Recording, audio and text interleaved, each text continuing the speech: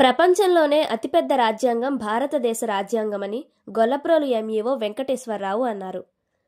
భారత రాజ్యాంగ దినోత్సవం సందర్భంగా మంగళవారం గొల్లప్రోలు మండల పరిషత్ కార్యాలయంలో రాజ్యాంగ దినోత్సవ వేడుకలు ఘనంగా నిర్వహించారు. ఈ సందర్భంగా ఎంఈఓ మాట్లాడుతూ డాక్టర్ బిఆర్ అంబేద్కర్ రచించిన రాజ్యాంగాన్ని పరిరక్షించుకోవడానికే భారత రాజ్యాంగ దినోత్సవం జరుపుకుంటామని తెలిపారు.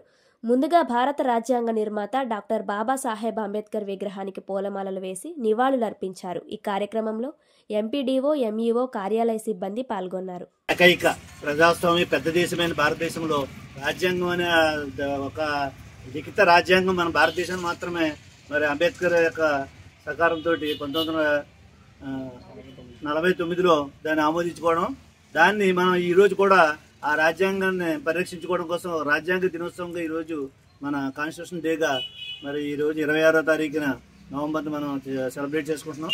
మరి దీంట్లో మన ప్రతి పౌరుడు కూడా తన యొక్క హక్కుల గురించి పోరాటానికి సిద్ధమవుతాడు, కానీ తన యొక్క విధులు నిర్వర్తించడు.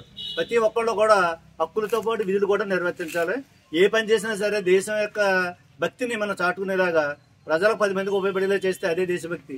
మనం ఎవరికో ఉద్ధరించకద్దు, మనం చెడు చేయకుండా ఉంటే దేశాన్ని ఉద్ధరించినట్టే.